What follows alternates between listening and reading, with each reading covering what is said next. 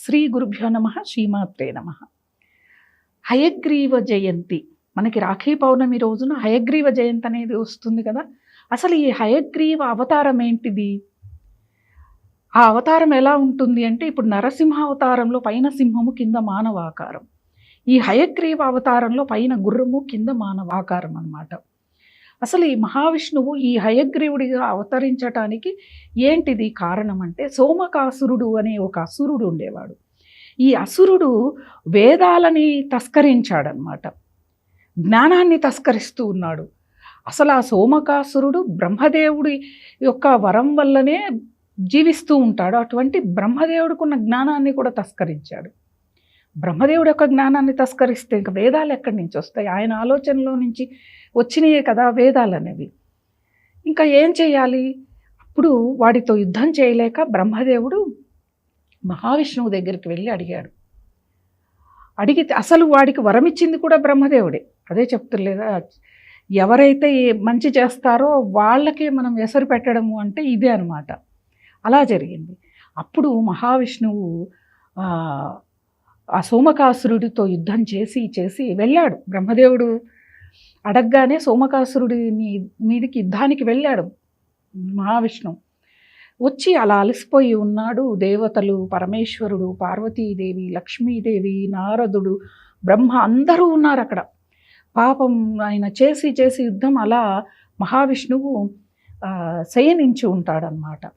అప్పుడు ఆ సోమకాసురుడు ఈ యొక్క హయగ్రీవ అవతారంతోనే సంహరింపబడతాడు అన్న ఒక ఆలోచన. ఆ సోమకాసురుడు కూడా హయగ్రీవునిలాగానే ఉంటాడనమాట.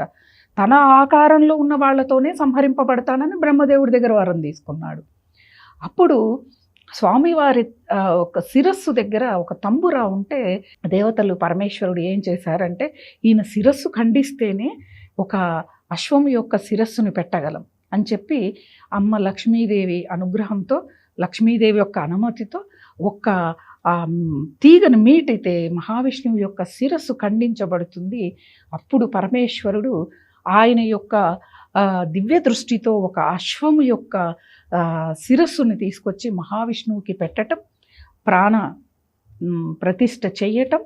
అప్పుడు స్వామివారు అత్యంత అంటే ముందు కంటే ఎక్కువగా ఉత్సాహంగా వెళ్ళి ఆ యొక్క హయగ్రీవు అవతారంలో ఉన్న, అంటే ఈయనలాగే ఉన్నాడు ఆ సోమకాసురుడు, అప్పుడు సంహరించాడనమాట. ఆ సంహరించి దేవతలందరికీ కూడా జ్ఞానాన్ని, అంటే వేదాలని, జ్ఞానాన్ని రక్షించాడనమాట. కాబట్టే హయగ్రీవనామ స్మరణ ఎప్పుడూ కూడా మనకి జ్ఞానాన్ని కలిగిస్తుంది. ముఖ్యంగా యువతకి, చదువుకునే పిల్లలకి జ్ఞానం అవసరం. అందరూ అనుకుంటారు మాకు చాలా తెలివితేటలు, మా పిల్లలు అద్భుతంగా చదివేస్తారండి, కానీ జ్ఞానం ఉండదు. జ్ఞానం వేరు, చదువు వేరు, విద్య వేరు.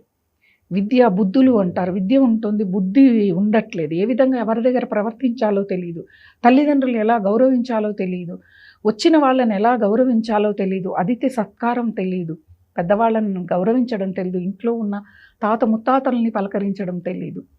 ఇవన్నీ కూడా జ్ఞానంతోనే వస్తాయి. కాబట్టి అటువంటి జ్ఞానం మనకి కావాలి, విద్య కూడా కావాలి అంటే హయగ్రీవ నామస్మరణ. పిల్లలకి ఈ కథని చెప్పండి, ఖచ్చితంగా ఈ వీడియోని వినిపించండి మీ పిల్లలందరికీ కూడా. హయగ్రీవుడి యొక్క కథని విన్నా, ఎవరికైనా చెప్పినా అద్భుతమైన జ్ఞానం అనేది లభిస్తుంది.